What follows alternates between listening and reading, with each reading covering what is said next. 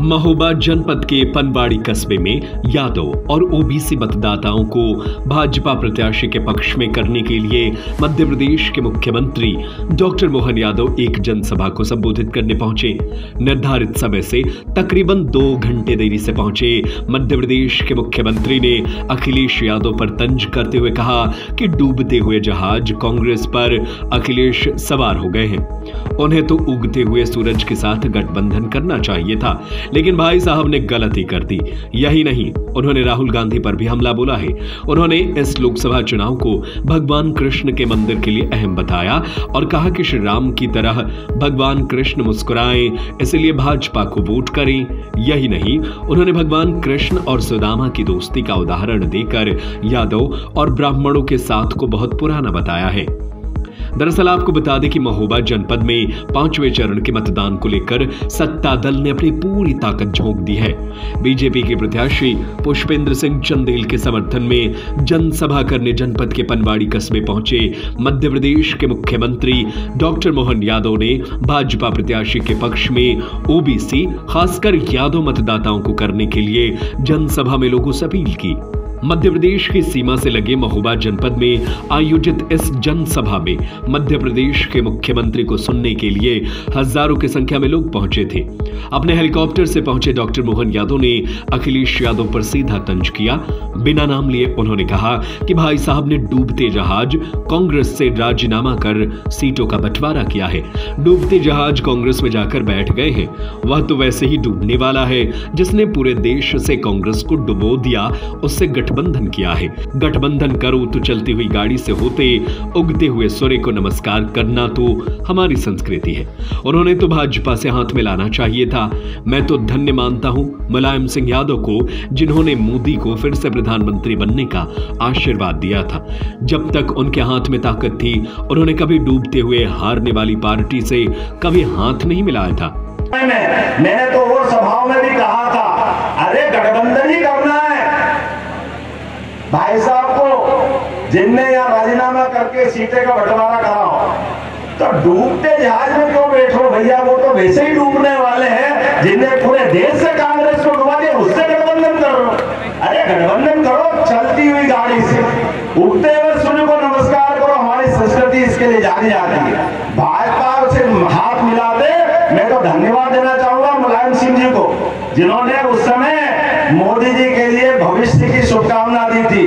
जोरदार ताली बजाओ। मोदी जी को उस समय शुभकामना मुलायम सिंह जी से मिली थी और उन्होंने कहा था मुलायम सिंह जी ने कि आपकी सरकार बन रही है। और मुझे इस बात की भी प्रसन्नता है, जीते जी उनके समय उनके हाथ में ताकत रही।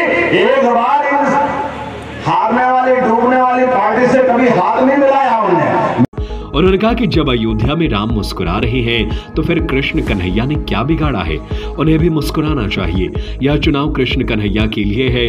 डंके के चोट पर जब मोदी ने 2014 में सरकार बनाई तो देश से आतंकवाद को खत्म कर दिया था।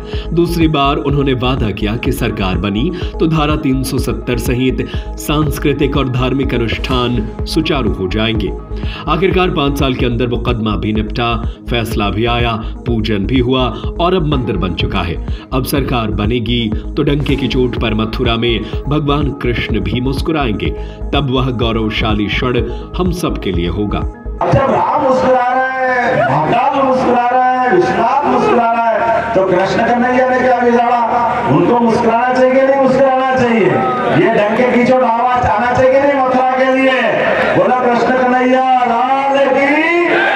ये चुनाव कृष्ण कन्हैया के लिए है। याद रखना, जो आपने 24 कैरेट सोना 100 टन से जिनने कहा डंके की चोट, पहली बार 2014 में वोट लिया कि देश से आतंकवाद को समाप्त करेंगे, पूरे देश में आतंकवाद समाप्त हुआ। दूसरी बार उन्होंने कहा इस देश से धारा 370 सहित इस देश के अंदर हमारे सभी सांस्कृतिक अनुष्ठान के पर्व चालू होंगे। और हमने सामने देखा अयोध्या का फैसला, 5 साल के अंदर मुकदमा भी निपटा, कोर्ट के माध्यम से फैसला हुआ और फैसले के बाद न केवल भूमि पूजन हुआ बल्कि लोकार्पण भी हुआ।